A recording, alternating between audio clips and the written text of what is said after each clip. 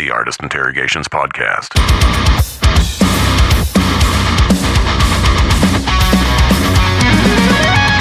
K-Barrel 101, a very special guest in studio, Patrick of Ice 9 Kills. What's up, Peaches? How's it going? I'm doing good, man. Yeah, I forgot to tell you that my last name is Peach, so my nickname is Peaches.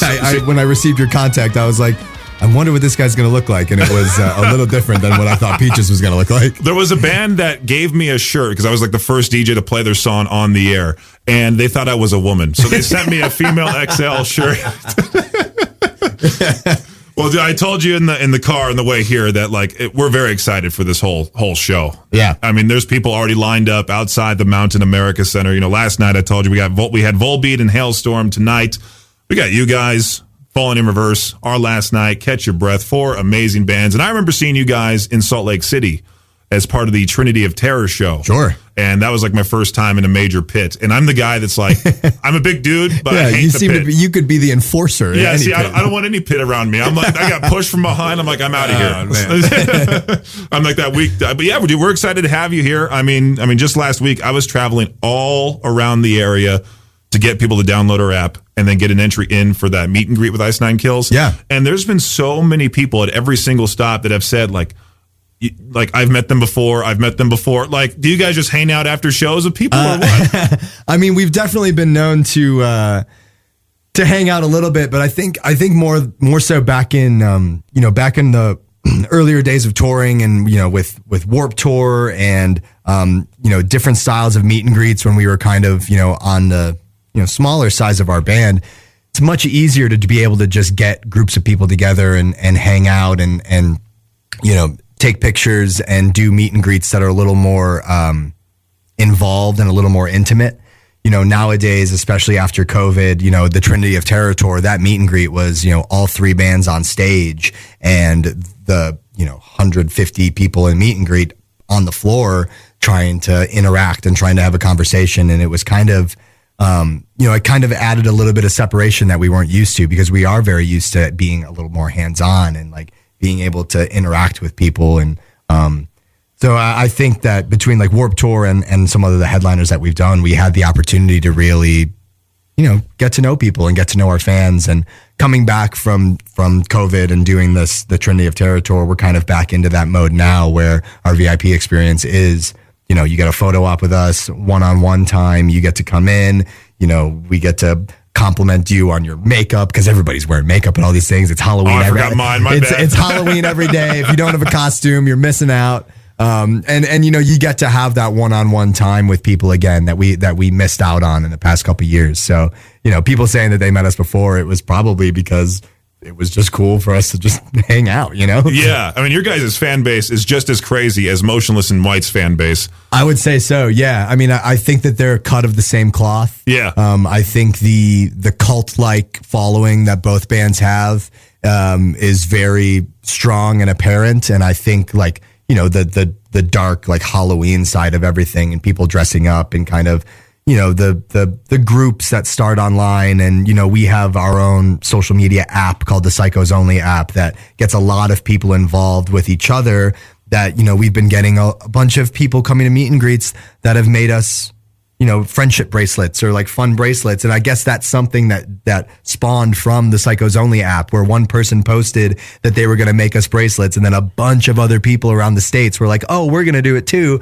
And now we all have these collection of horror themed bracelets from all of our fans. And it's just so cool to see something like this bring so many people together. I was just about to ask you, do you have a giant collection of things that fans have sent you or brought you? Yeah. There were tours where Spencer would be sending home boxes of things from the road just because you go on tour with such a, I like to think that I pack very smart and I pack very minimally for a tour and getting given things and given little gifts and t-shirts or this and this. It's like I'm leaving tour with more than I brought. So like I have to be able to, sometimes we just have to ship stuff home before the tour even ends so that we have room for stuff. You're totally lucky because you have the smaller clothes. For me, if I pack a pair of shoes, it takes up half my suitcase. But I mean, yeah, we've gotten cool stuff. I cannot imagine. Looking around. Yeah, it's been crazy how many cool things we've had built over the years in this studio. But I mean, I can only imagine what your guys' place looks like. Yeah, it's fun. I think we each have our own individualized gifts that are given to us too, that kind of have a bit of mantle space in each of our apartments or whatever, Yeah, and I know on the bus, dude, those bunks have to be claustrophobic, right? Well, if you are claustrophobic, I think that sleeping in a bus bunk would definitely get to you. I don't think any of us are, luckily. But at some point, you kind of just turn the light off, close your curtain, and it's like the same thing. And you just all you see is black. And you just let the bus lull you to sleep. You know what I mean? Like you don't really have time to be to get anxious or scared about it because you got to get to the next venue. So that's been one of my weird questions. Is that I don't know how people or how bands tour all together in those bunks, or even bands like. What was it, like Slipknot? Isn't Jim Root 6'6"? Yeah. Like Peter Steele was 6'8". They got to have custom made, we call them condo bunks that kind of makes, instead of having bunks that are 3 high, you get, maybe 2 high or one that's big and one that's small on top, something like that. Yeah, it is crazy when people think of how glamorous and how awesome touring is. And what they don't realize is that you live in a mobile home with 13 other people most of the time, our crew, we had 2 buses on this tour. One for the band, which is 6 of us on tour right now, plus our tour manager and a photographer. So that's 8 on one bus. And then our crew bus has 12 bunks on it. And it's you don't really have as much privacy as you think you might get or something like that. And, it is kind of that, it's not, the glamour is kind of gone when you're right. Well, I can't really move in here, kind of just sneaking by people, sucked in. Midnight snack run. You're I can't go to the kitchen. There's somebody in the way. Exactly. Somebody's air frying a bunch of tofu. It's around here too. Somebody cooked fish here recently and it smelt up the whole building. Oh, dude. I did a tour in Europe. One of my first tours in Europe with my old band Defiance, and we had a driver that was driving our van that decided one day to cook fish on the engine block while we were doing a drive. Oh, on the engine block? Yeah, so we just wrapped up a bunch of fish in tinfoil, put it on the engine block, and we drove 3 hours to the next show.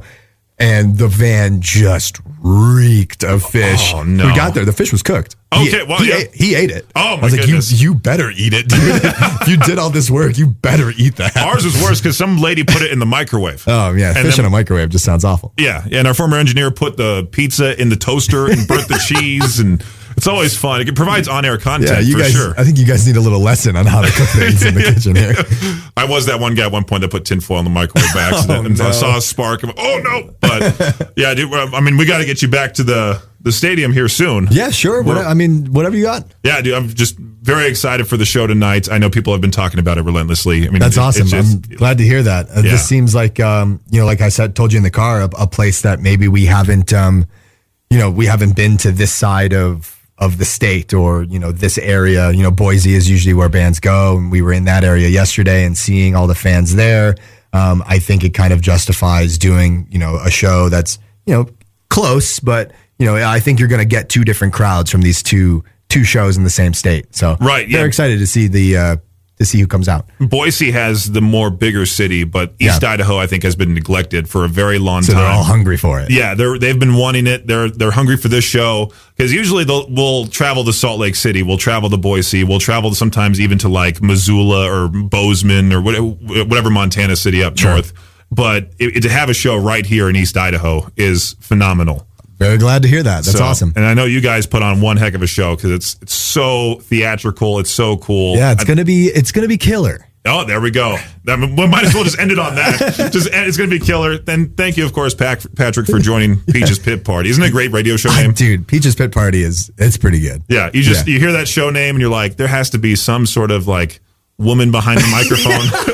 And there's a giant fat dude just behind the mic, like you would not expect it whatsoever. But we'll head on our way to the venue. I'll be at the Teton Fallen in Reverse pre-party, Teton Auto Credit Fallen in Reverse pre-party, and you gotta get ready for the show, I assume. Yeah, man. We've got We've got, like I said, our VIP to look forward to before the show. And then, it's a quick dinner and then start getting the tuxedo on, There we go.